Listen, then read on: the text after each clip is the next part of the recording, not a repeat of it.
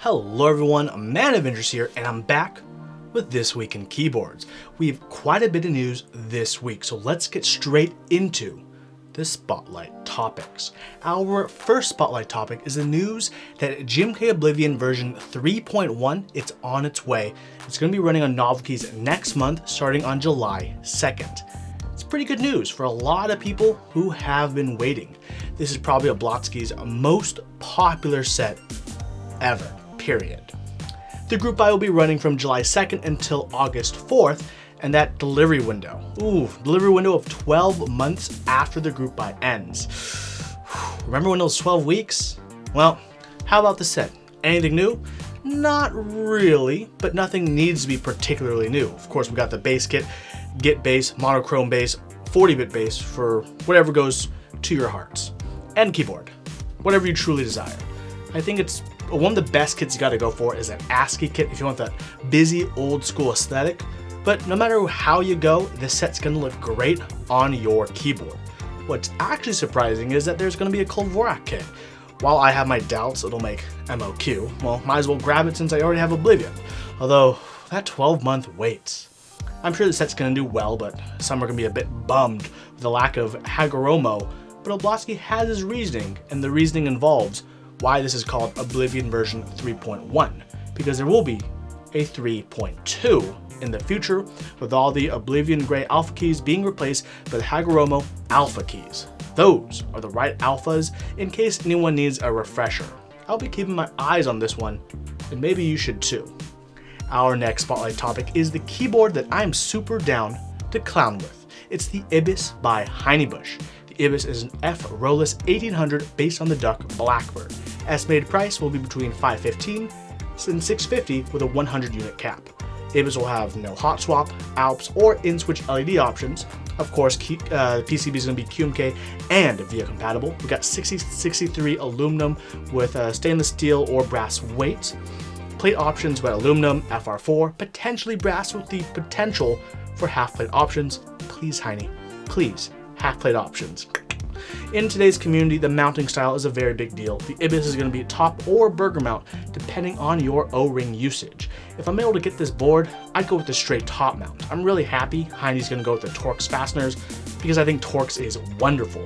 There's going to be both a win key and win keyless option with colors in red, probably silver, maybe black, or some sort of darker green because as Heine says, those are cool too. Yes, they are, Heine. Fingers crossed that the dark green looks super awesome. So, how can I or you get your hands on Ibis, you might be wondering? Well, the buy will be a raffle with the chance of winning the opportunity to purchase a kit at group buy price. This is one I really hope I can win because a layout like this is going to be absolutely cash money for editing and whatever else that I do. Heine, you're going to knock it out of the park again, aren't you? Well, that's it for the spotlight topics, aka my favorite topics of the week. But that doesn't mean the news is over. Oh no, no, no, no. We still have the excitement of the rapid fire. Starting off, we have ePBT Kavala, which is inspired by a picture of a sunset over a Greek town. While I can easily see the picture's influence in the set's colors, something about that row 3's muddy browns doesn't sit right with me on that base kit. Maybe it works in a painting or a picture, not necessarily with keycaps. Cat Oblique is the successor to XDA Oblique, and it's probably going to be the way to go if you want to get that old school Apple look, but with accent colors. GMK Boho is inspired by the boho design trend, which is supposed to be filled with warm earthy colors accented by louder saturated colors that combine and layer. I'm not sure if this set really has that going on though. DSS Carpinteria is a DSS set that's also based on the sunset. Gosh. With all these sunset sets, I hope they aren't a metaphor for the state of keycap design these days. GMK Retrotrip is inspired by that 80s windbreaker. You know the one, purple, teal, pink. It kinda reminds me of another set, and I bet it reminds you of another set as well. The Melgeek Mach80 feels like a company filling out check marks for popular keyboard trends. Gaskets on gaskets and gaskets? Check. $650? Ooh, that's gonna be a hard pass from me. The balance is an F Rolus 1800, but unlike the Ibis, it features a knob. Imagine such a cool layout on a keyboard and then ruining it with a knob. If you want to be a knob, you gotta be a knob. The Piccolo is neither an instrument or Gohan's surrogate dad, but a 40% keyboard that'll probably turn quite a few heads in the 40% community with its design and layout choices.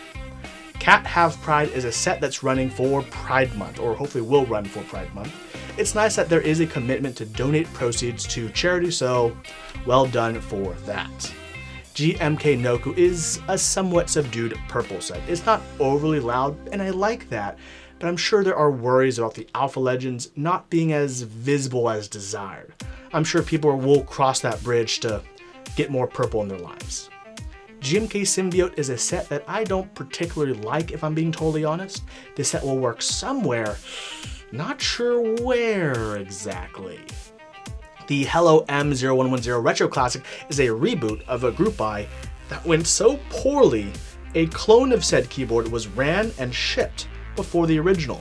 Hopefully this one won't encounter such issues. It has been run by someone else though.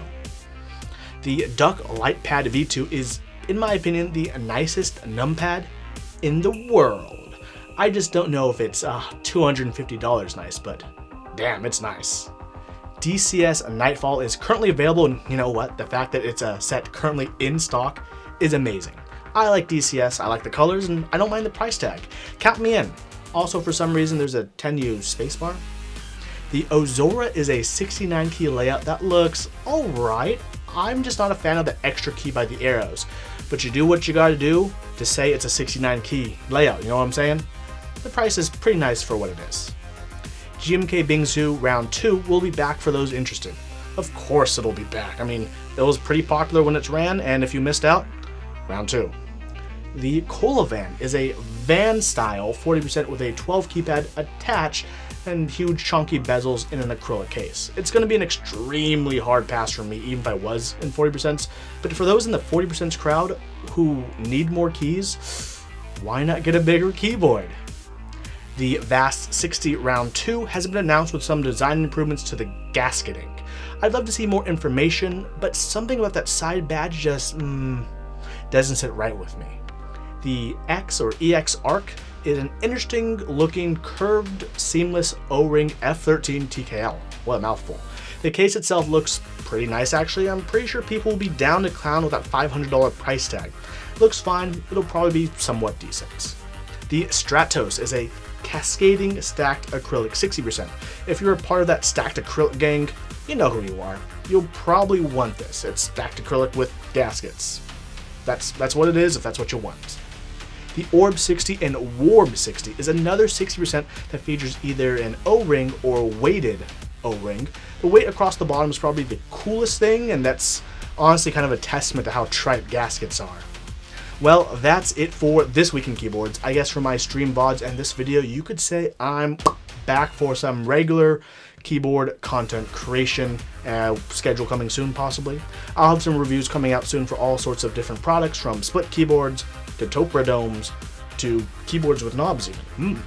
Thank you so much for watching, and if you're new, hey, consider hitting that like and subscribe button. Don't forget, keep on keyboarding.